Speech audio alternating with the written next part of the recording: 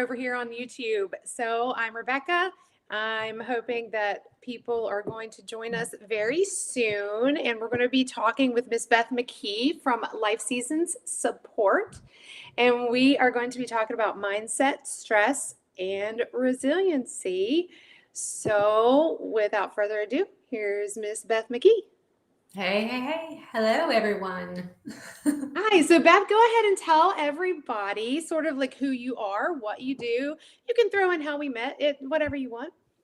Yeah, so I met Rebecca in a previous lifetime, it feels like 100 years ago. So a friend of a friend of a friend of a friend. So yeah. Exactly. But, yeah. So I graduated from Marshall University. Again, it feels like a million years ago. And I'm still here in West Virginia. I was born in West Virginia, moved to Huntington. Now I'm in Hurricane, which it may as well all be. It's in the same strip.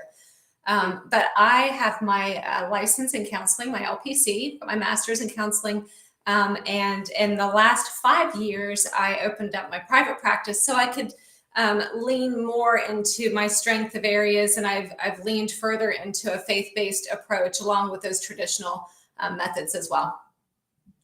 Awesome. So, we were talking earlier, we were talking about like scheduling and time management and struggling and like surviving versus thriving. And Yeah. these are some things I definitely want to touch on because I feel that in my soul.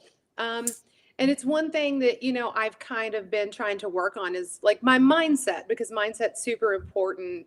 Like Jenny Allen has the book, Get Out of Your Head. And, we all have those spiraling thoughts and things. So what do you do like with your people when you were doing your counseling and your groups and your seminars that you do? What do you do to help with mindset, and what are the struggles that you see people go through, and how do you help them tackle them? Gosh, that is the number one issue, really. It is mindset. And truly, the mind is, you hear mind over matter. That's not just a fun saying. It's absolutely true. And actually, if anyone is interested, Dr. Carolyn Leaf, I don't know, Rebecca, if you've ever listened to anything that she has, but she is one, I'm looking for the title of the book because I don't want to give you the wrong one.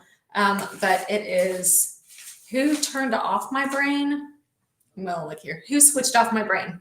Carolyn Leaf. And she does a really good job of explaining it to those of us who maybe aren't neuroscientists as to how which is most of us are not.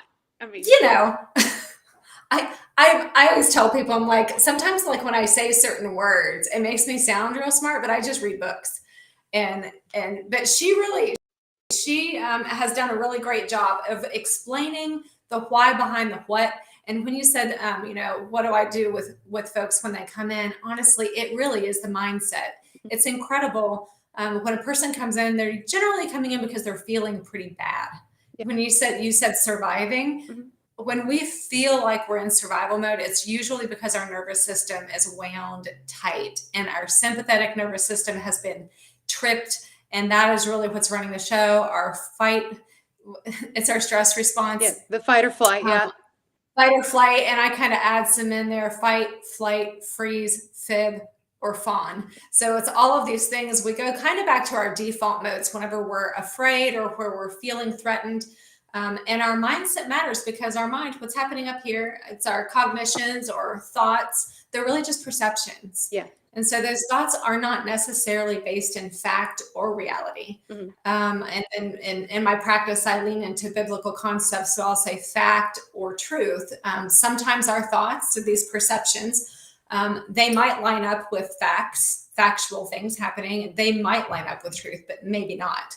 And so we always have to start there. We always have to start and see what's going on here, because if we have a perception that is threatening, then our nervous system is going to respond as such. So it doesn't have to be, oh gosh, that person's breaking into my car.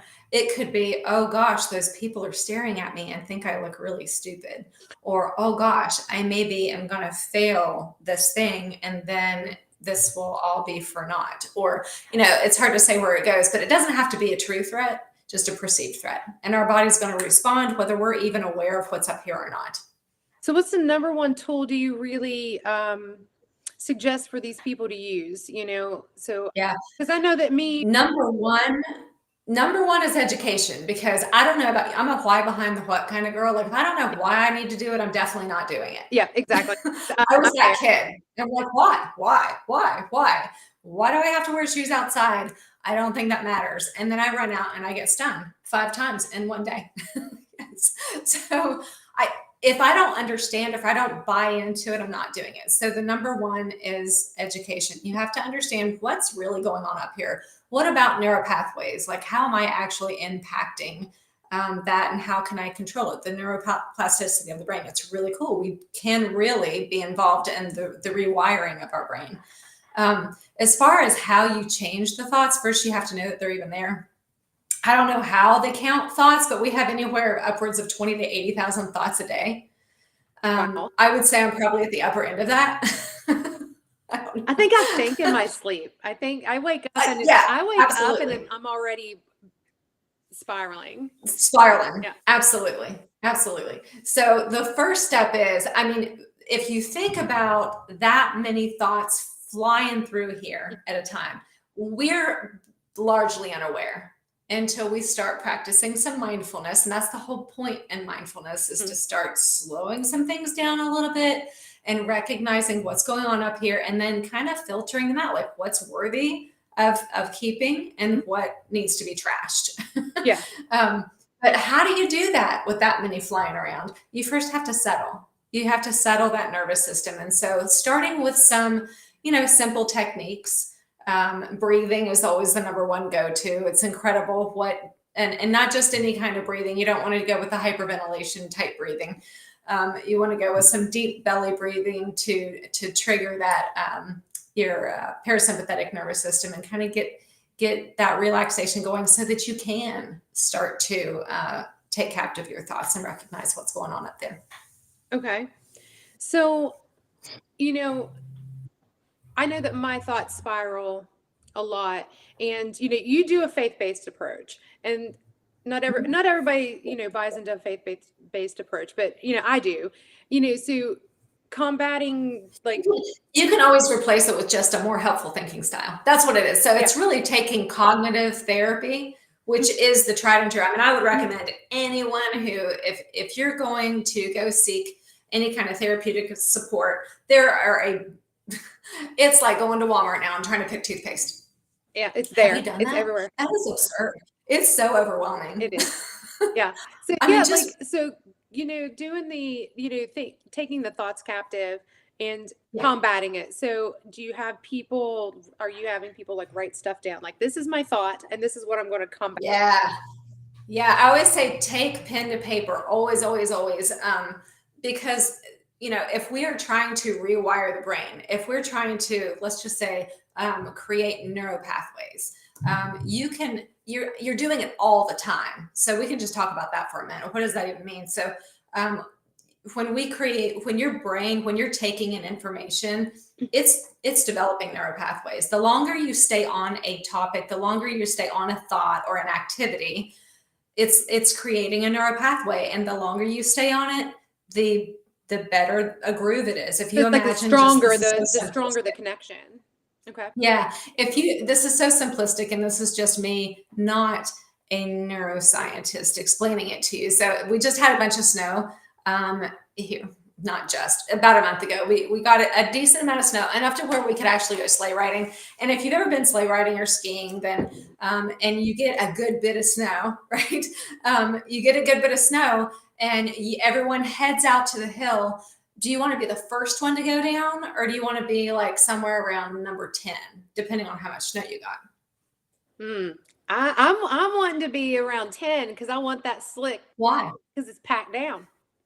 It's packed down. Yeah. So the person who goes down, that first one's it's kind of trailblazing. They got to dig through that snow. They got to dig through. Yeah. And they're probably not even sliding down on their butt. They're probably taking it, and they're having to push it down, and they're having to pull it. And probably, depending on how good of a snow you got, it may be the next few people, they have to do the same thing. And so I kind of want to kick back.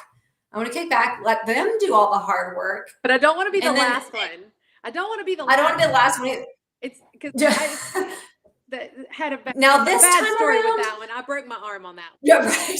No, I was, yeah. Now I will say, for the sake of, if it's nice and cold like it was, I mean, it was bitter cold. So if someone's sliding down it for the good part of the day, by the end of the day, it's like a bobsled run. It is iced over. It is a fantastic sled. So think about your neural pathways as such. The more effort and the more energy and the more time you spend on a particular thought, the better that pathway is going to be. And here's the problem is that we have a negativity bias. We are just created as such. And we can get into the biblical components. If anyone ever wants to talk to me about that, you can contact me separately. But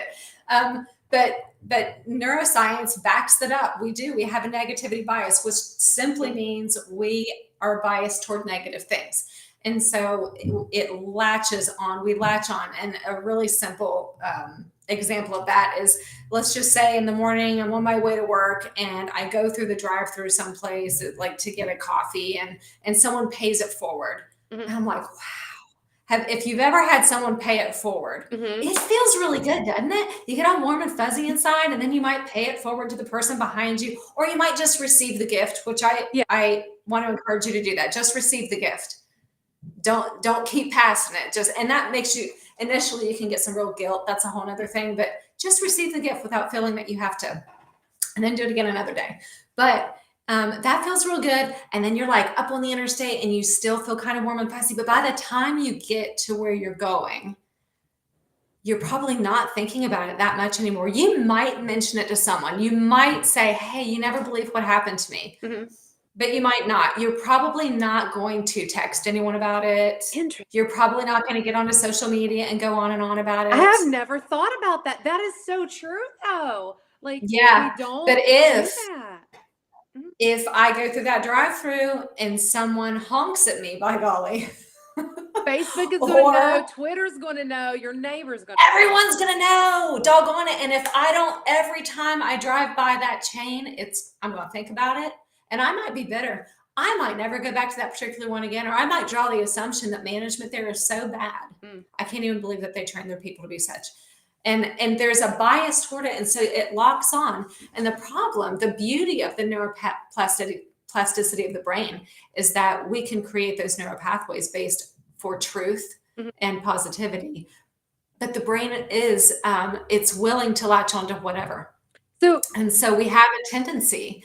Yeah. Go ahead. So how do you fight that then? Like, what do, because that's me too. You set your mind. You just totally blew my mind because my husband will tell you that I'm a negative Nancy, and I am. Most of my people will think that I'm always positive and sunny. I am so not. I'm totally on the negative side, and I'm always thinking, and I have to fight it. Yeah.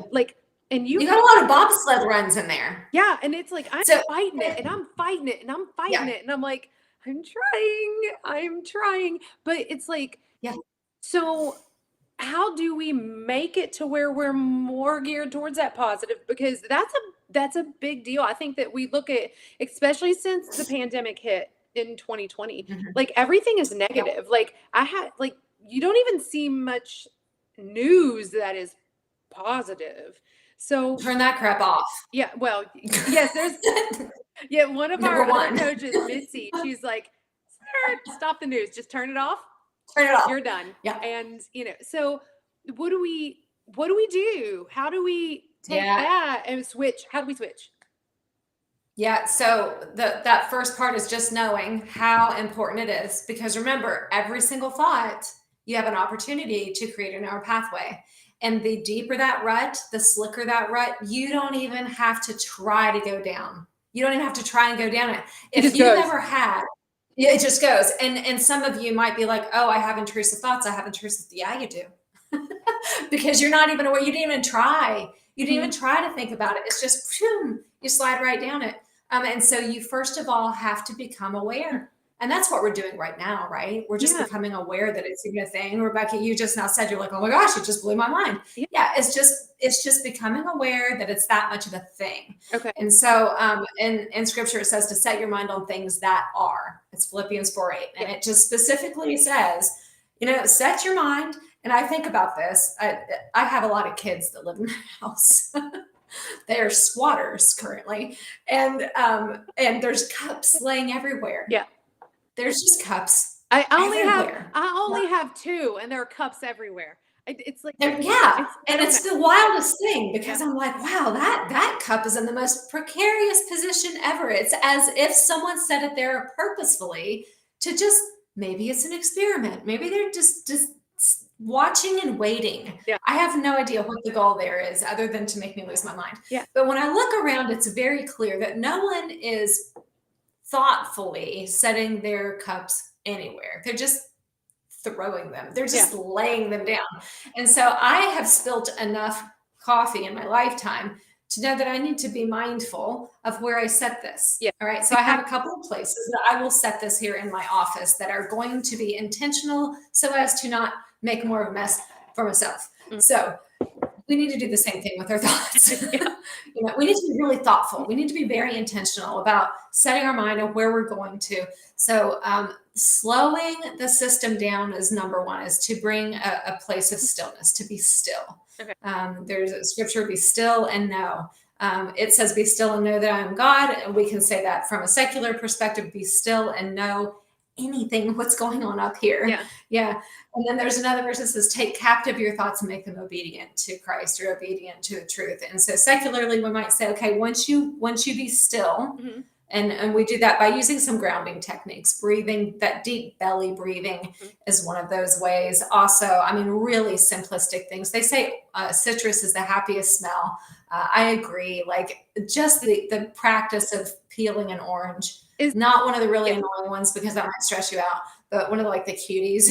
Oh yeah, but the smell of it is very, The smell is just incredible. And so find a happy smell, mm-hmm. Like an essential oil, or something that when you smell it, it's like, okay, it could be the smell of coffee. Mm-hmm. It could be the smell of lavender. It doesn't have to be, but whatever it might be for you, it could be mint. It could be, I tell folks sometimes if you're really, really worked up, it needs to be something maybe strong or potentially even unpleasant, like maybe some extremely strong mints, where it's almost uncomfortable, but it gets your attention focused on it. Because sometimes our thoughts can be going in so many different directions, mm-hmm. that we need to have something that's louder, so to speak. And then you might put that really hot, mint or candy or whatever it is in your mouth, and just break it down in descriptive, and take pen to paper, really lock in on it. And it's this method. It's a grounding technique, but it's really just to bring your entire focus in on this one thing. Mm-hmm. Yeah, just one thing. It can be in a benign thing. It doesn't even have to be anything that matters. Have you heard about people using math or counting or things like that? Sure. Now that's part of the executive functioning part of the brain. So depending on where you're at, if you're too far out there, as far as anxiety or stress response or whatever, that's probably going to stress you out even more. But that's excellent. I actually used to do that with my little boy whenever he would start to get into a little bit of a tailspin. I'd be like, hey, what's 3 + 4? And he would just be super annoyed. And then you could tell he'd start thinking on the problem. Yeah. And then I'd throw another one at him. And I'd throw another one at him. And pretty soon he wasn't at all focused on what he was mad about. Yeah. He just started, and then I could have a conversation with him. So absolutely. Yeah, that was Jacob too. Because his brain went that way. So he's not emotional hardly at all. So weird. There's a book, I'm going to show it to you also, which is, you're going to be like, why are you showing me that? Oh, is that all backwards? It is 8 great. It is. Okay. It's 8 Great Smarts. It's the 8 Great Smarts by Kathy. I'm going to say it wrong. Koch, Koch. 8 Great Smarts. Kathy, Coch. I put that in the thing. So hopefully it'll so people Yeah, can see it. it's so good. And it's like you might be thinking, why in the world are you talking about that? Because it's really, I think it's written really for people who are working with children and just looking at the different intelligences, which is in and of itself the worth the read. But I also have been noticing, wow, if we know our intelligences, the things that we are most gifted at, Mhm. then we can use those things to help ground ourselves. Like if I'm music smart, I should probably go with music because that's probably going to help. If I'm Mhm. nature smart, then I should go outside That because makes that's going to sense. be. That makes sense, Mhm. in some ways. I Yeah, mean, because a lot of times because I have my music degree, um, yeah, one of the things that I find myself craving when I'm stupid stressed out is to sit down at the piano and yep, just play and sing and yep. just get it. And I don't know why, but it's like it pours out, and I'm exhausted Because after. that's how you were created. Yeah. Yes, that was a special gift. That was a gift. And a lot of times we get that flipped around. We're like, oh, well, I'm talented in this particular area. And so I must use this talent in order to make millions or in order to perform. And I really look at it, I'm like, I don't know. I think that that was a gift to you in order to find your space, in order to find your peace. And if that comes of something out there, that's great. But that's not, a lot of times people are like, well, once they can't find a purpose for it, like, well, I'm not really performing anymore, or I'm not making any Yeah. money from it anymore, so I'm not going to do it anymore. Well, see, um and that's one thing that I've oops. focused on is that, Yeah. because a lot of people don't know my story, but a little bit super condensed is my goal after graduation was either going to be moving to New York or moving to Mhm. Nashville and, Mhm. trying to make it big. And I met my husband my last year of college and married him. And so then Yep. married into the army. So that course Yeah, flew out the window. you're not in Nashville or New York. No, North Carolina. So with that, it's like um, I didn't, I never viewed it as a millionaire making thing, and I think it's because of my Mhm. grandparents. Um, Mhm. it was just like, this is your gift, so you need to Yeah. give it back. So Oh, okay. that's one Yeah. thing that I've always done is like whenever we move, wherever we go, I do try to get involved with the church and use it there because you know it's Which is also, yeah, there's a lots of science. There's an area of psychology called positive psychology, and it Mhm. talks about gratitude and giving back and generosity. And it is, science proves it. Like, in our design, we were designed in order to give back, and our tendency is to do the exact opposite. Our tendency is to take and live in a manner in which we can keep consuming Yeah, because we think that's going to be what makes us happy. But turns out that is the exact opposite. It giving turns out back. that that part of us, yeah, it turns out that part of us will never really be satisfied. And so we really have to go against what feels good initially. Yeah. And I tell people all the time, like, our feelings, I don't know if you'll ever go to a therapist where they're like, nah, your feelings don't really matter that much. But I'm like, we've got to stop giving our feelings quite so much credit. Our feelings are really good indicators. If you think about the check engine light in your car, Hmm. your feelings are like the check engine light. They matter in so much that they are giving you a clue. Yeah. It's a clue. It's letting you know something's up. Yeah. But it doesn't necessarily mean something's wrong. It might be indicating to you that you need to get away from the fire. You need to back up. And Yeah. when you were talking earlier, Rebecca, you're like, oh gosh, we're living lives where we're sort of just surviving, or where maybe Mhm. we're so busy. And how do we figure out what things we can cut out and what things we need to keep a hold of? Our nervous system oftentimes is like, we're feeling really badly, but it maybe isn't because our body's all jacked up. It might be that our body's telling us, hey, like, your nervous system is maybe doing exactly what it was designed to do. Yeah.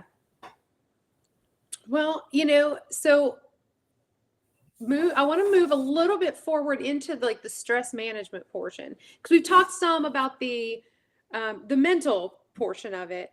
So now what are some practical ways with, we've already touched a little bit on mindfulness, which is a good stress management technique. But if you were sitting down and you're teaching somebody, like me, let's just take, for example, like, let's say I don't want to say psychoanalyzing, but I'm like, hey, I'm doing this. I'm going to school and I'm volunteering for a group and I'm volunteering at church and I'm working on this over here. And I just feel so overwhelmed and, I'm not sleeping well. My anxiety's through the roof. I'm trying to throw out some more things. Just feel underappreciated. I feel like, I'll write that down. Yeah. This is really what I would do. Like, so someone comes in and they're talking and talking, I'm listening. Yeah. I'm just like, okay, I'm listening for it. Yeah. And you just said underappreciated. And I really would say, write that down. So everyone write that down. Okay. And I would say, I don't know how many listeners there will be, but I would say like 98% are going to be like, I feel that. Yep. Yeah. So, and they feel like, for instance, I'll give a real life example. When I go into one of my classes for school, I literally have an anxiety attack and I feel sick to my stomach, but it's a means to an end. So like, because I have to have this class, I have to pass this class, or you probably don't want me treating you later as a nurse practitioner. So it's like, probably not. So it's like, it's pharmacology. We're going to hang in there. Yeah, it's a horrible class. So, It's like, but I have anxiety over this class. And there are things that, because of the way that I think and because of the way that I believe that science is really pointing us in the direction, it's completely contrary to what they teach. And there's some things that they're teaching that is very contrary to my spiritual beliefs that, I'm not going to name them out loud, but, things that I'm like, and so it gives me stress. So how would you tell people like things to deal with these types of situations? Because everybody's got those things. Maybe they work at a bank and their coworker is a butthole every day, or snarky, or just negative Nancy, or maybe is a Karen. Sorry to anybody out there that's name is Karen. But I'm so sorry. That's terrible. I know. I don't know why what happened? Like, I don't know.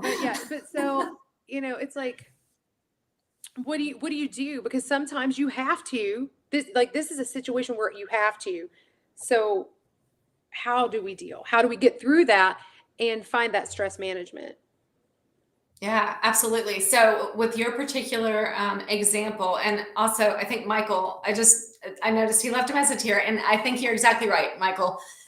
With regard to feelings needing to be adjusted, absolutely. We don't ever ignore the feelings. So that just like the indicator light in your car, that check engine light, don't ignore it. That's a terrible idea. Yeah. If you ignore it, there is something, soon there's going to be like some smoke rolling out under the hood. Yeah, that's a bad idea. So it's the indicator light to look under the hood and see what on earth is going on. With you, Rebecca, your example is a great one because your nervous system is like, something's up, something's up, something's up, because you're logically going, I know I'm not in danger. Yes. I know this is ridiculous. What the heck is my problem? Like, I've been in school for a while now. There's nothing dangerous here. And so you're logically going, what is the deal? Exactly. This is obnoxious. It's like, it's an irrational response. It's an irrational response. And so you know that your body, now remember, you got 20 to 80,000 thoughts going on there. So you got to figure out which one is tripping the wire. Right? Like, Michael, you probably worked through all of this stuff already, but you had to figure out, what was it? What was tripping that rage? There's some thoughts and some beliefs that we're just completely, largely unaware of most of the time, and until we start weeding through it. So, Rebecca, what I might do, just practically speaking, is if you came in and you're like, oh my gosh, I have got to get through this class. Like, if I look, and we might do that, we might go, okay, you know what, Rebecca, it sounds like you have a lot going on, number one. So you're maybe, I'd have you look at a scale of 1 to 10.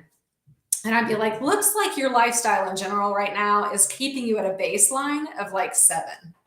Okay. So Just so you know, on the scale, 10 is like bad news. You're like incarcerated Okay. or or hospitalized. So you don't want a 10. Okay. And a 1 is like euphoria. And so we rarely hang out at a 1. You might have moments of a 1, right? Yeah, like the 1s are momentary. It's lovely. We want to be able to get to a 1 every now and then, but that's not like It's a not realistic realistic. goal Yeah. for living. No. A 3 is definitely realistic. A Okay. 3 is a good space in which you may not live at a 3, but you ought to be able to hang out at a 3 at least periodically throughout your day. A 4 is a very reasonable place to be. Now, if you live at a 7, though, because your lifestyle is just kind of, it's built to be a 7, where there is really no downtime. There's no space for relaxation. There's no space for like quiet. Then it's going to be very hard to get to a 3. It's hard to get back down there. The 1 through 3, that's what I call the rest and restore. The 8 through 10 is that is a danger zone. That is just like the sirens are going off, right? And so the problem is if you live a lifestyle that makes your baseline like a 6, and then you have to go into a class that is just triggery, not because there's a danger really, but that it just goes against your grain. Yeah. Like you just go in and they talk on things that you just inherently disagree with, but you have to sit there and tolerate it and invest. You have to invest energy and time into something you don't like when you already have very little time. So it's just very, very frustrating and annoying. Yeah. So if you're kind of living at a 6 or a 7, and then you have to keep going into that, where are you going to go up or down on your scale? Are you going to, is that class going to bring you down to a rest and restore, or is it going to bring you up the scale? It's going to give you up. It's going to take you up. Every single time it's going to take you up. Just like someone cutting you off on the interstate, or someone driving slow when you're running behind. That's always going to take you up. Now, if your baseline is a 4, it's going to take you up to a 5. No big deal. Yeah. Then you'll pop right back down. But if you're living at a 6 or a 7, you don't have any place. You don't have anywhere to go. Yeah. You don't have anywhere to go, which is the big problem. And that could very well be, Rebecca, why you have all of those physiological responses. It's because you're already there. Yeah. Yeah. And so what I might do if you came into my office, I might say, well, let's just take a lay of the land and see if there's any space in which we can offload so that we can get your baseline down just a little bit, because you do have a goal and you're going to complete the class. You just are. It is what it is. Yeah. There are situations in which I would say you may need to take a minute. You may need to put this class on hold. You know, I've worked with a lot of college kids, and there are some things that happen in life that are bigger than. There are just some things. Yeah, there are just some things, trauma issues or family issues or whatever the case might be, that, God's like, we're going to put this on pause and we're going to handle this over here. That doesn't sound like that as the scenario in your instance, but that's what I would kind of look at it and go, okay, can we offload anything? And then kind of figure out what is important. What are we doing just because we feel like we have to? What are we doing because we feel guilty if we don't do it? Like, what's the feeling behind it? What's the heart behind the behavior? I love that. So what would you tell people, like, let's say I just listed out everything, like it was maybe somebody's like, okay, my job, like I'm taking classes, I'm, volunteering here, I'm doing this. And then maybe have to write out, like, what is the feeling associated with it? Not like, well, this makes me happy to give back, but does it really? Right. But does it really? It really is more of like, it's again, going back to the why behind the what. I say all the time, what's the heart behind the behavior? Okay. And that's really what we would look at. Like, what is it that's driving you? Like, if you're at a 7, because there's so much to do, why can't you let this thing go? What is it about this thing? Well, because if I do that, then so-and-so's going to be mad at me. Okay, so it's fear of man. That is not ever a reason. By man, I don't mean like men. I mean like mankind. Fear of what people might think. Okay, so just to clarify there, So now some of those might fear be of humankind of some sort. fear of what they might think, fear of how I might be viewed. So if I'm holding on to anything because they might think less of me or they might think I'm not a very good mom if I don't, or they might think that I'm a terrible wife or whatever. Okay. Insert.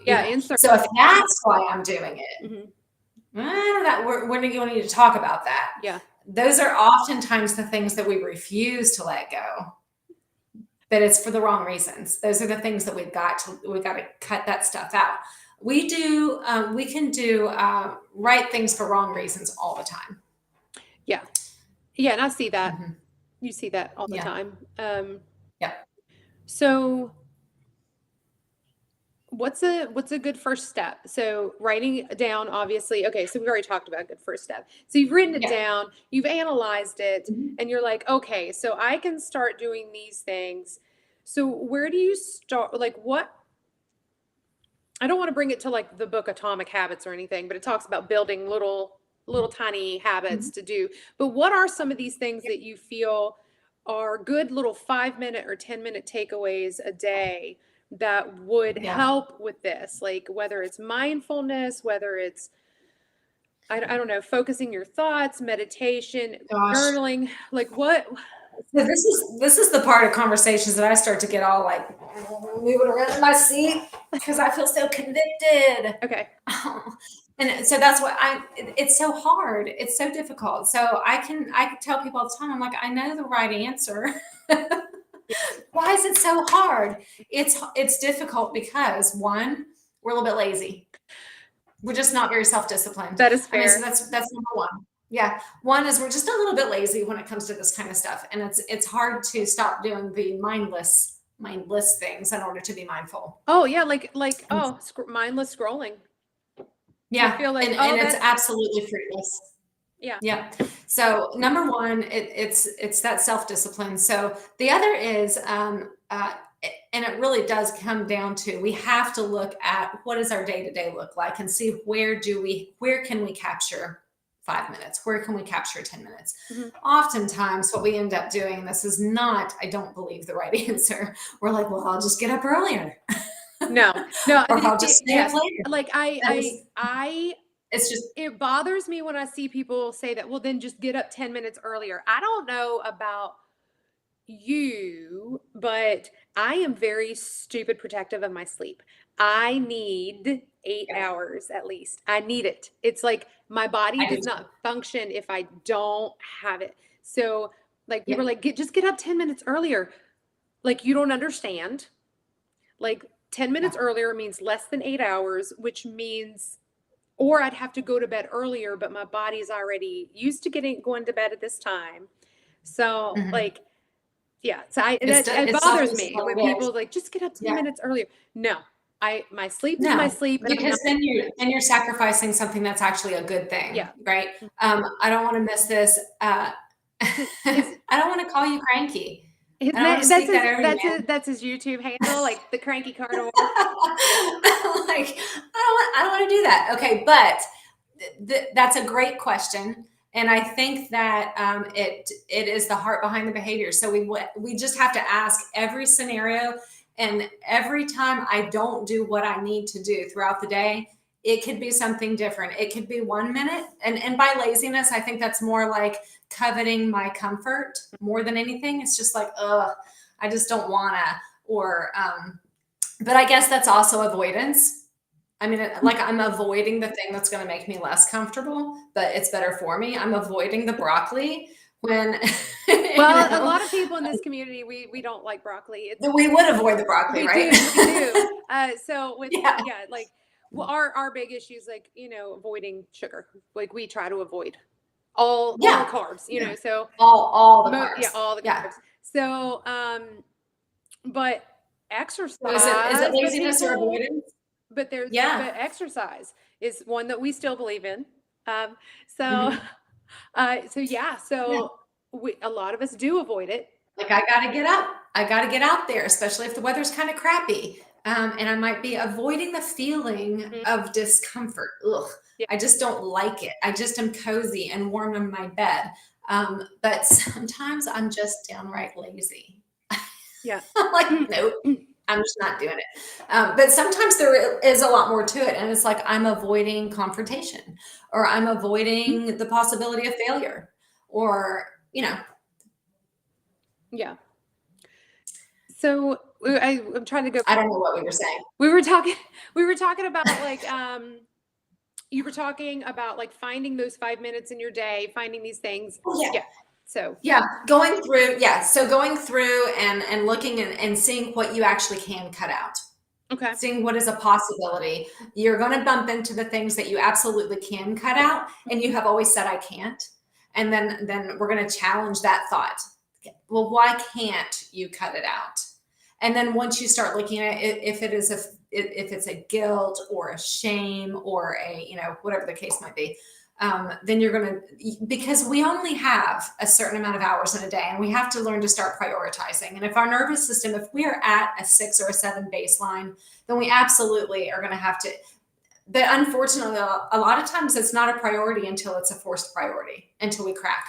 Yeah. Well, until there's smoke rolling out from under the hood. And then we're like, oh, I really do need to get my oil changed. yeah. So I want to ask you, sort of piggybacking off that, what about the science of saying no? No, that's a great, I had to learn saying how no. to say it.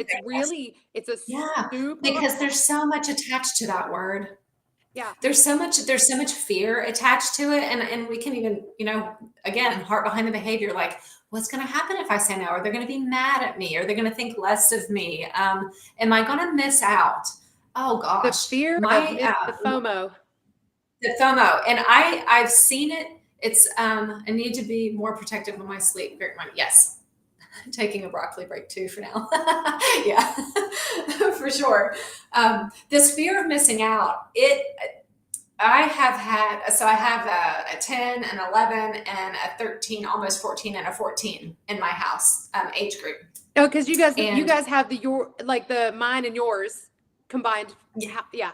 Yes. Yeah. We're all nice and blended. Yeah. We're blended. I don't know about nice and blended. So there are days when it's lovely.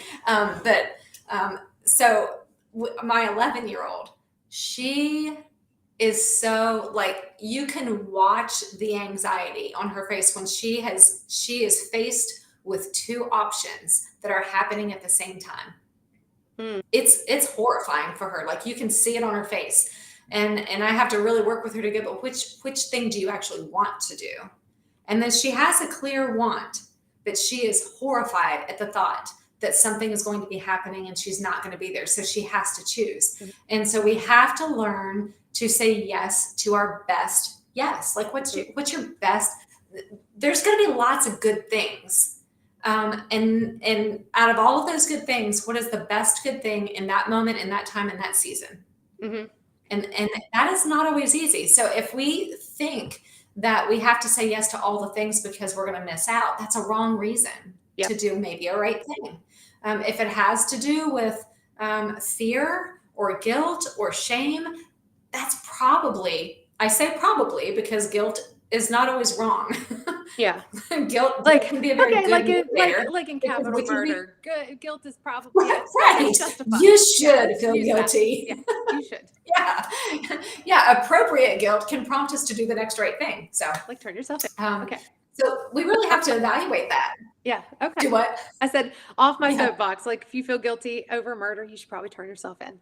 Like, that's the next right thing. Yeah. Yeah. Yep. This is not a crime junkie podcast. So just right. Yeah. That's my So really taking a look at it, seeing what you can get out of there. And then once you have freed up a little bit of space, then you're going to take a look at it and go, okay, with the giftings that I've been given, with the way that I have been designed, with the smarts that I have, my intelligences, how can I get myself back down to the rest and restore in the best way? So if I'm music smart, I might use those extra 15 minutes to play the piano. I would not. Because that would stress me out. That would bring it right back up the scale.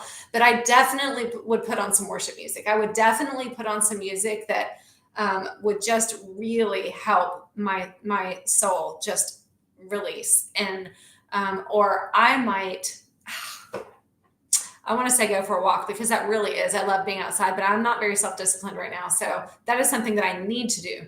But I'm very people smart. I know that. And I'm word smart. So I might write. Okay. Writing things down, writing, if I make people write a lot. Now, it doesn't have to be like Novel paragraphs. quality. It can be, not at all. It can be bullet point. The reason why I do that, I say take pen to paper, is to get the neurons going, because we're trying to create neural pathways. Mm-hmm. And the more learning tools you can use at the same time to focus on a particular thought, the longer you're going to stay locked in on it. So if you can apply kinesthetic, if you can apply auditory, so speaking it out loud, if you can read it on paper, I always tell people to please use an actual pencil or a pen and actual paper. Mm-hmm. It's fine to use your phones, but there's so many distractions on your phone. It's very hard to stay focused and locked in. Yes. It's like you're setting yourself up for failure. So if you're trying to stay focused on a thing, then just isolate to the thing for a time. And then use as many tools. If you're a visual person, if you're picture smart, then draw a picture, doodle it, doodle whatever it is, or write the, if it's a positive affirmation or if it's a Bible verse or whatever it is that you're trying to lock in on, then write it. And if you're picture smart, then draw a picture around it.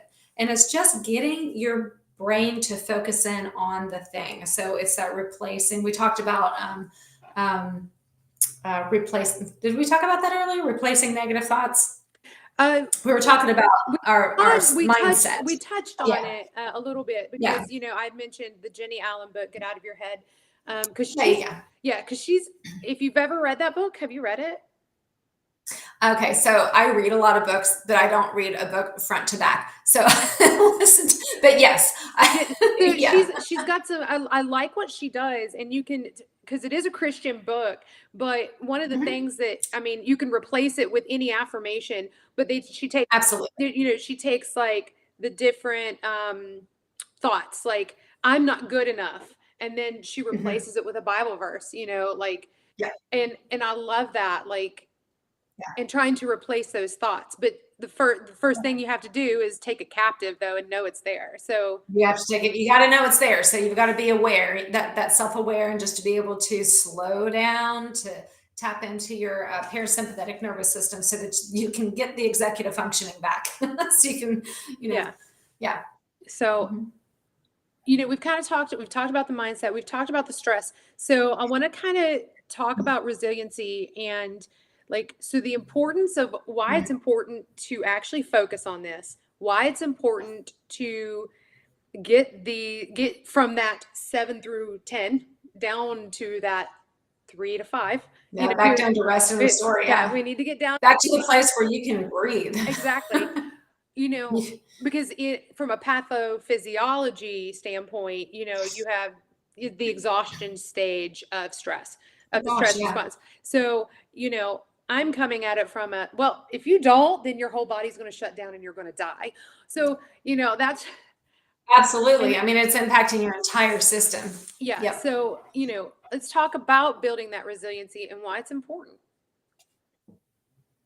Oh, somebody said, may I ask the name of the book you mentioned? Sounds like I need it. Which is it? The 8 Great Smarts, or is it the Carolyn Leaf, Who Switched Off My Brain? Or is it the like the Jenny Allen book? Or the Jenny Allen. So there's Who Switched Off My Brain. Then there's the 8. I don't know why it keeps switching it. 8 Smarts. And then the other one was the Jenny Allen. Get Out of Your Get Out of My Head. The Jenny Allen. The Jenny Allen. Yeah, Get Out of Your Head. Yeah, and she's got a great podcast too. She does. She just has a new book that I totally haven't started yet, because I've got like this list this long. Yep. And like I know, I'm looking at mine. Yeah, it's just like I've got so many books I need to read, but I'm like, that's why I said, I get the books, I don't read them front to back. That's where I'm going right now. Do I need to read these. Like, because Yes. because I'm like stressed out because I haven't got to this stack of books. But wait, Okay, now is it let's practice. necessary? There. Like, because when we say need, Yep. now reading can be extremely calming. And if that is part of it, it's like, oh gosh, but I just love to sit down and just have 15 minutes of just diving into some new material. I love that. Great. But if it's I need to because I had a goal and I have not accomplished that goal, and if I don't, and I cannot relax until I have met the goal. Yeah, we probably need to work on that. Yes. Yeah. All the Yeah. things. Yes. All the All the things. things. Yes. Yeah. So yeah. So Yeah. that's it's like mindset. Like, and trying to just change your mindset is super important. And one thing that we didn't touch on that I think that we need to maybe is getting out of this like Do we need to? obligation. Well, yes, Yeah. obligation No, I mindset know. versus gratitude mindset. Like people, Hmm. they get up, they're like, man, I have to go to work in the morning. Do you have to go to Hmm. work or do you get to go to work? Yeah. You know, do you Yeah. So have what's to our work perspective? out or do you get the workout? Are you grateful for the Yeah. ability to be able to work out? Man, I got to get out of bed. Yeah. Oh, or is it that you are able to get out? Like the switching from a Right. attitude of pessimism to an attitude of gratitude. So, Absolutely. It goes back to that negativity bias, right? So we will always, and we have to be, and that really is just a number one, an act of awareness, mhm, just being aware, oh gosh, there I am again. I, And then not beating yourself up over it, just knowing that is inherently our nature. Our nature is just that. And so when it happens, don't then get stuck on what a crappy thinker you are, and then go, oh, I'm just like everyone else. So what am I going to do with that? So I now have the choice. mhm. I now have the choice. Oh gosh, I have to do this again today. Are you freaking kidding me? And so I can sit there and have all the internal dialogue until my alarm goes off for the 15th time. Mhm. Or I can go, I have done this every morning for the last 5 years, and I'm going to do something different today. And so instead of sitting here crabbing for the next 5 alarms, I'm going to put on a song. I'm going to put on a song and I'm just going to sit here and listen to the song because I love music and that helps me. So recognizing ahead of time, you got to get a plan in place, right? Yeah. Get an action plan. If you know the things that you get stuck on, Mhm. go ahead and set yourself up for success. Don't just wait for the wave to hit you. Look at it dead on and be like, all right, you sucker. I know you're coming. And so I'm going to get a plan in place, and consider what your intelligences are. Consider if your body's smart. If your body's smart, then you process better when you're moving. Okay. You feel better when you're moving. If you're people smart, then you process better whenever you're in community and you're talking things through. Be extremely cautious as to who the people are that you choose. Ooh, that's something. Extremely Ooh. cautious. Oh, you just okay. So let's explore that because I think this is something that we talk Yeah. about in Dr. Barry's community is like what you let Okay. in. So it's not just about what you put in your mouth. It's Right. also what you're Yeah. putting in your mind, which is not just Yeah. your news, which is not just your scrolling feed, which is not just the Yeah. types of books you listen to, but it's also the Yeah. people Yeah. that you are. It's your community. Yeah, absolutely. And this is not to say, now there are things, boundaries, that's a whole nother conversation. Oh yeah. That's a whole nother, yeah. Maybe But maybe we'll do this again and it'll be about setting right. boundaries. Go ahead. Setting boundaries, right? So when I say this, I am not saying that you cannot be around people who are crabby. I'm just saying that if you are struggling with crabby, then those are not the people to go to in order to process, because they're going to hold you in, and the both of you are going to work really hard at developing crappy neural pathways with one another. Mm. And that's just not helpful. Yeah. So you need to get with someone, and someone who's going to hold you accountable, someone who loves you well enough to be like, you've been talking about this for 15 minutes. This is the same record that you played the last 5 times you came over. And so are you interested? And so you might, and this is not a, popular. This is, when we gather around the proverbial water cooler, we don't usually gather around the cooler to like praise and like carry on about how great things are. That's usually where we gather to go on and on about how crappy things are and how, did you see what happened? Because, misery loves company. Oh yeah. But yeah, so it could very well be a situation. I work with, I'm not trying to call any particular, actually, I'm not going to, but I work with a lot of people, and there's a particular profession that is inherently crabby. And ladies, we're the worst. We're just the worst.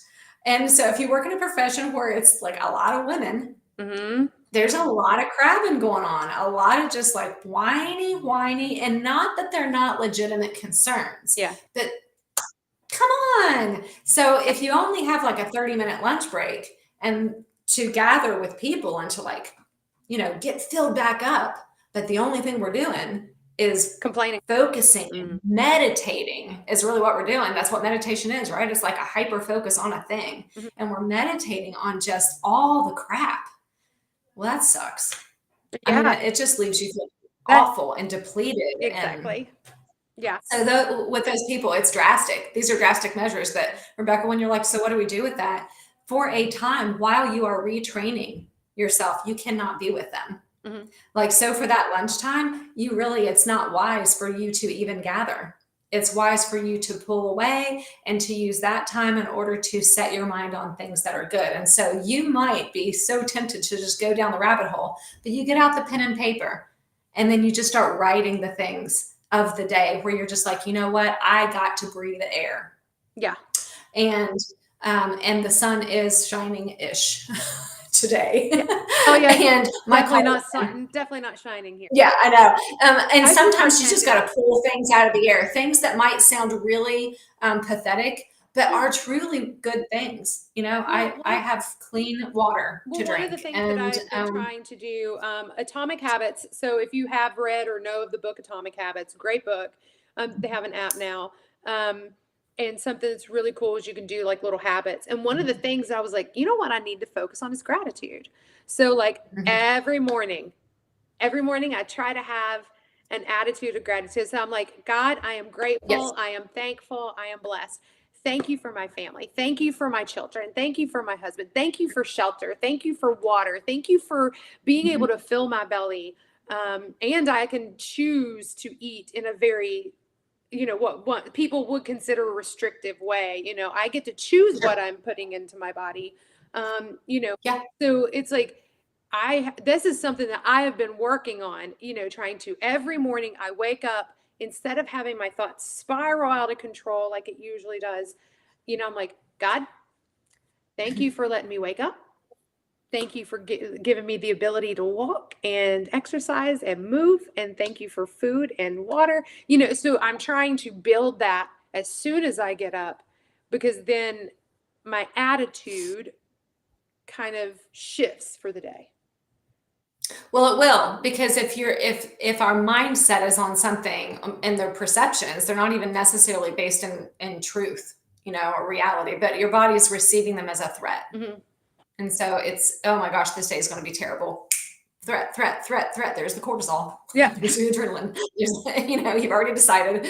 Now I do a couple of, Edna, I hear that. So working in these environments. I will say, because I've worked in a hospital, and it is the worst environments to work in, like ever. It's really hard. It's a horrible environment. Kudos to everybody that does it. But like mentally, it is like medical and education. Like those two systems are just really, really, it's tough. It's really, really tough. But when you were talking just a second ago about like you get to choose, what some people would consider to be a very restrictive diet. You're looking at it and going, but I choose it. It's not like anyone's restricting me. It's something that I get to choose, and it does require a discipline. But it's no different with mindset. It may feel different because it might feel like I have no control over my mind, but that's only because we've been told that. It's only because for so long we've been told that we're and temperaments are real, genetics are real. However, Yeah. we don't want to buy into that to such a degree. We don't give it that much weight. It is a thing. Not unlike the diet and wait, genetics are real. Yeah. But you still get to have choice. Exactly. You still get to have choice. Yeah. So, and with mindset, temperaments are absolutely real. Both of my children, oh my gosh, when those children came out of the womb, you could tell they have the same temperament to this day. It's incredible. It is absolutely incredible. But they do have choice. It doesn't take their choice from them. And so they just have to have the education, and then they get to make, then they decide, and they decide how long they meditate on the particular thing, or how long they go, okay. Yeah. But this, you already have this incredible awareness of self-discipline and choice, and you're choosing for a particular reason and purpose because it's good for you. Yeah, I love that. And I love how you kind of tie that in. And I think that that's one thing that, like, we choose, like you were talking about, in our way of eating, people view it from the outside as it's restrictive, but then but it's our choice. We're choosing. So is it really restrictive? No, but it's but it's, your mind is the same. Like, you have that choice. And I think that we just have to believe that it is a choice. It doesn't feel. We get so caught up in our feelings. exactly. Feelings matter. Yes, they But do. they are not that I say all the time, I'm like, your feelings are indicators, not navigators. So let them indicate, let them kind of be your clue that something's up. And then I'm doing this because I have a diagram. I've got a very strong neural pathway. I can't even say feelings without doing this now. Like, back up to thoughts.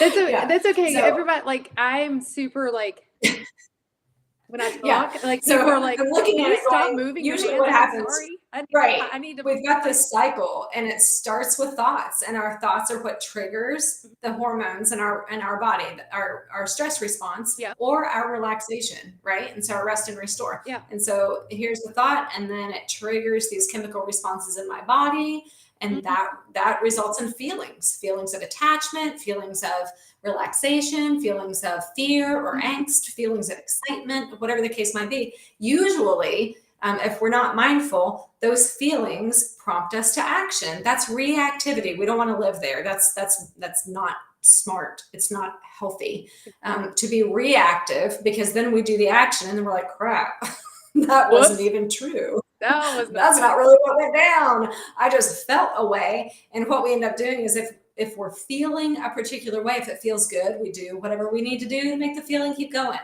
Or if we feel bad, we do whatever we need to do to make the feeling stop. But what we want to do is feel the feeling and then go, wonder what that's all about. And then swing back up to thoughts where the feeling was generated to begin with. It's almost like a reverse engineering it. Absolutely. You're breaking it down. Some of us are very feelings oriented, and so the feeling is what we notice first. Some of us are very action reactive, and so we might not even recognize anything's going on until our hand is caught in the cookie jar, and then we're like, "Oh crap, what did I do?" And then that's me with my temper. I have. Yeah, exactly. And so we have to go backwards, and then and so it just depends on where we're at. Some people come in and they're very, very aware of what's going on up here, but it's so rapid fire that they haven't been able to slow it down. And so that's when we start listing it out, and we identify the feeling attached to every single thought, and then we go after truth. I love that. So, what resources do you think, other than going out and getting therapy, which I think that anybody who needs it, like, therapy is great as long as you're getting a good therapist that aligns with you. Because I'm one of those people that I'm like, if you're a Christian, you should probably go to a Christian therapist. If you're a Buddhist, you should probably go to a Buddhist based therapist. If you're, I don't believe that anybody that's a Christian should go to like an atheist or a Buddhist or Hindu. And that's just me. You should probably go with somebody that's on your same wavelength. So I will say the number one, I believe that the number one indicator as to whether or not therapy is going to be helpful for you is, number one, do you have good chemistry with the person? Can you connect with them? Okay. And that's huge. There is something incredibly valuable about just speaking it. Because most of the time when a person is struggling with something, they're struggling hard because no one else knows it's going down. No one else knows, because we all have this inherent lie. It's so loud. And it's that if people just knew how screwed up I was, they would think I was awful, or they would think I was crazy. Or if they knew the thing, I call it a sin issue or a temptation, but everyone has a word for it. If my hang up, if anyone knew what I do, they would never talk to me again. And it's just nonsense. Well, it's just not true. I mean, that's because they think that they're the only ones. Like, oh, nobody. They think they're the only one. Is, and that is across the board. And yeah, and across the board. And I'm going to throw this out there as something that, as a Christian and as just in the Christian community, you know, people think, like, I saw a youth pastor once get up and he talked about, like, one of his big hangups, what his biggest temptation was pornography. So it's like, oh, if people knew that I have a porn problem, then they would hate me. Let me tell you something. 90% of America has porn problems, so they ain't going to judge you. Yeah.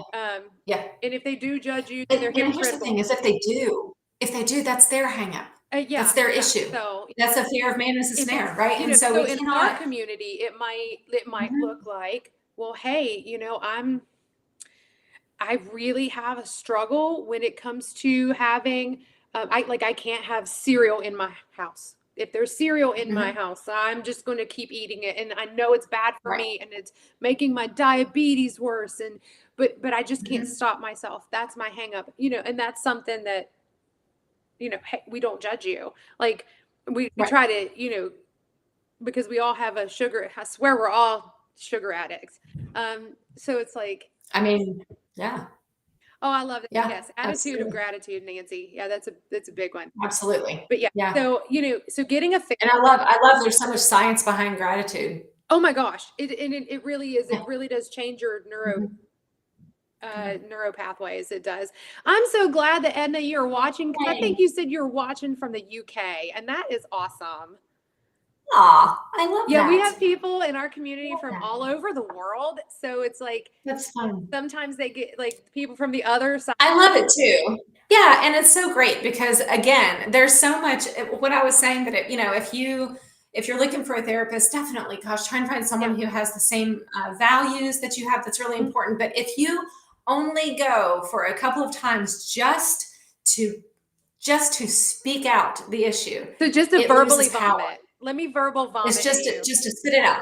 And it's not to vent. Please know, write this down. I say this all the time. Write this down someplace. Don't forget, there's a difference between venting and processing. And so when we go to venting, then we're hanging on the edge of meditating. And so be real careful. I have that problem. Okay? I vent. Yeah. And we call it venting, and then we call it healthy. I don't know. I mean, I think there's an element of if my husband watches getting it out there. If my husband watches this, he's gonna be like, Rebecca, right there, right? She just said, you might be, but it's true, and I'm guilty. And the Lord, like literally, the Lord got with me on this, and because I'm like, I'm just processing my stuff, and He's like, you're gossiping. It's like, and it's like ruminating. You are chewing it over. You are literally chewing your vomit. He's like, sister, you're reading a different Bible. I'm like, oh, that's my journal. Okay. Yeah. And so, and that's what we talked about it earlier. It's like, be real careful about you don't have to cut out all your people, but if you are particularly in a season of crap, like if you were just in a season of having a hard time seeing, having gratitude, you don't want to be processing with people who are going to be like, let's sit in this soup together. Yeah. It's, and we really have a mindset in our culture where venting and punching pillows is somehow healthy. I just, we can call something therapeutic that is absolutely not. It's So, just so you're not. saying rage rooms are not probably healthy. I wouldn't go there. I think it's meditating. Mm. There's benefit, there's absolute benefit in getting that extra energy out. So if you're body smart, Then maybe you movement need to go matters because running. you're going to process through movement. Yeah. Go Yeah. run, go lift, But go throw if some someone heavy is, weights around, flip a tire, flip a tire. yeah, yeah, yeah, yeah. But if you're going to a room that is called something that you actually struggle with, Rage. I think Ooh. I think you're doing something up here that's Mm. you're creating a neural pathway. And so we just have to be Hey, it's super okay. It's careful. man, I'm angry. It's okay to just break shit. Oop, pardon my language. Yeah. It's okay. I was actually going to ask you what we're allowed to say. Well, Yeah. Yeah. I, No, I, it really, I think that there's a couple words that I'm okay with, and then once you start getting into like certain other words, the really harsh ones, then you right. gotta Oh, but we don't want to do no, that. you gotta We don't want to meditate there no. anyway. Yeah. Oh, Yeah. But it really is, there's so much to it. And it's really cool when you, but honestly, just speaking it, number yeah. one, that's one thing that I would say to people. Oh gosh. Um, So is from it a beneficial to clinical name it? perspective, Is it mhm, beneficial to name it then? So like, yes, man, I'm yes, angry. it This is loses anger. I'm power. feeling anger. I'm feeling Mhm. depression. I'm feeling And then we have to anxiety. go after, but then we have to go after, like, what's the thought? Like, what is that? Or um, what's the thought connected to? I'm so angry because I'm just not good enough. I'm so mad at myself because I just can't ever get it right. Ooh, well, there's a performance thing there. Like, Okay. what's the expectation that you never get it wrong? Ooh. Where'd you get? Yeah. And so So it's yeah. like, what's the belief behind it? So And that's expectation. whenever we go, So you're a little bit yeah, expectation management. I think that most yeah. of And whose expectation is it? yeah, well, I think Is that it that's a yours or big is it that I person? think that's a big problem in today's society, and even my husband will talk about it. Expectation. You got to manage expectations and manage expectation management. Period. Yeah, Because of his jobs and the like that he's held in the army when he was a first sergeant. He's like expectation management. You cannot give us 50 things at 6 p.m. and expect it done by 8 a.m. the next morning. Like absolutely. expectation management. Like Right. there's Yes. there's what is possible and then what is probable. And that is extremely important. That's a great mindset to look at your own life and go, what is my expectation? Mhm. Are some of these expectations that are being placed on me by my children, by my spouse, by my Or is it me? career, by my church, by me? So then we have to look at it and go, are these reasonable or not? Mm. And so then we have to start looking at boundaries. Like, this is a boundary that I'm putting in place because and where I'm standing, this is unreasonable. This is an unreasonable expectation. So I'm going to put the boundary here. If you expect more than this, you're going to have two options. One is disappointment, or two, and this is talking to the other person. Like, if this expectation is being placed on you by someone else, you can just look at them and say, you're either going to be very disappointed when this isn't done, or you can find someone else to meet the expectation because this is my limitation here, Okay. and that's okay. But then you're going to have to struggle with potentially disappointing someone. That's a whole nother. Is it okay for someone to be my I have my one of my kids, this has been a while back, so I can't quite put my finger on which one it was, but they said they couldn't stand the idea of me being disappointed in them. They had done something, Mhm. and then I addressed it, and they burst into tears, and I was like, "You're not in trouble." Mhm. Like, it was truly like a human thing, and it was just, I was disappointed. Yeah. I was disappointed, and they were crying, and I was like, "Are you mad right now?" And I was trying to figure out where they were. I was like, "Are you mad?" And they're like, "No, I'm sad." I'm like, "Why?" And they said, "Because you're disappointed in me." And I was like, "I am." It would have been very easy for me to be like, "No, no, no, no, I'm not, I'm not, I'm not." But I really was. And then I said to them, "You have to let me be disappointed. That is my right. I love you. Yeah. I love you. My love for you hasn't changed whatsoever, but you're going to do things in life that upset or disappoint other people. And that's just a product of being human. We just are." And then I'm like, "I'm going to disappoint you probably like an infinite amount of times between now and the day one of us dies. Well, I I just keep am. I I am so fallible." I keep telling myself, I'm like, man, I have probably screwed up my kids and disappointed them royally. So it's like Oh gosh, But I'm like, I tell my kids all the time. I'm a mom and I'm human and I ain't perfect. So Absolutely. I tell my kids all the time, I'm like, listen, my parents screwed me up in their own special way, and I'm going to screw you up in my own special way. And then when you have an opportunity, you might get to screw your kids up in your own special way. But we're all doing the best we can with what we know when we know it. yeah. We just are.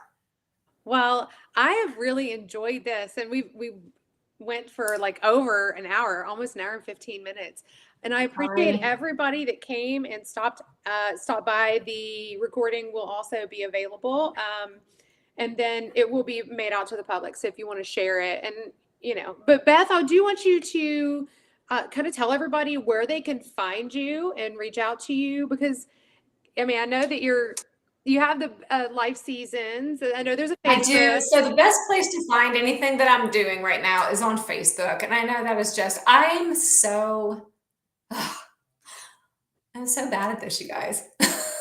I'm so bad We're at gonna this. get you set up. We're gonna get you set up with something so that you can do that. Because I do know that you do a lot of talks and you do in-person work. I do a lot of, like, here locally. I do a lot of workshops here in my local area, and I'm starting to do more retreats and that kind of stuff. And then I've got my little tiny space up here, and at the top of the dentist office.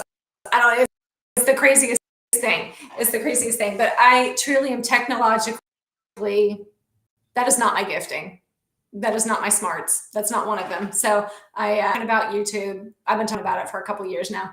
My website's not even. Well, yeah. Guess what? This is going to be your first YouTube. There we go. Then, there we go. Right? I'll just use you all.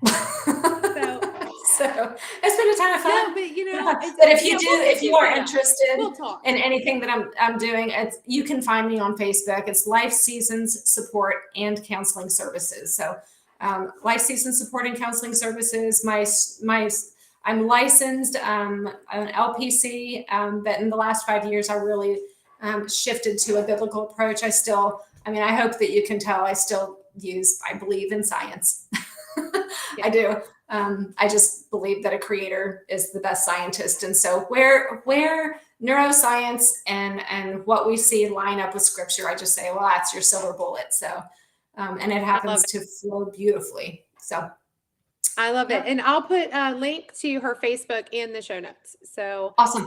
Perfect. I appreciate everybody, and I will see you guys next time. Thanks, everybody. Okay. Don't forget to hit the like and subscribe button.